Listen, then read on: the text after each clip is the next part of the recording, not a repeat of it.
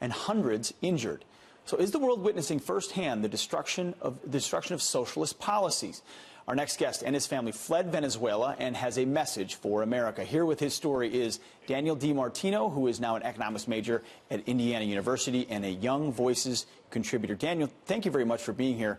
First of all, your experience, you and your family fled Venezuela in 2016. You still have family members there. Maduro, the dictator, will he leave voluntarily? How does this move forward?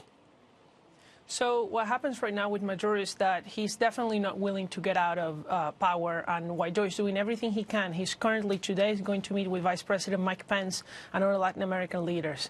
And this is why what I've been proposing from a long time is that President Trump does two things to finally end the massive starvation and humanitarian crisis in Venezuela that also threatens U.S. national security. And that is, number one, grant temporary protected status to Venezuelan people here that have risk of being deported to Venezuela, a terrible place to go.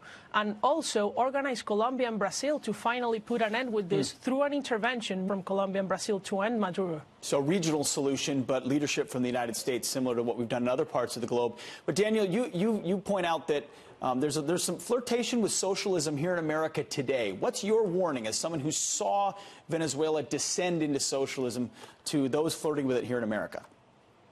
Look, nobody is ever safe from politicians who lie to you, to want to give you free things and then destroy your country.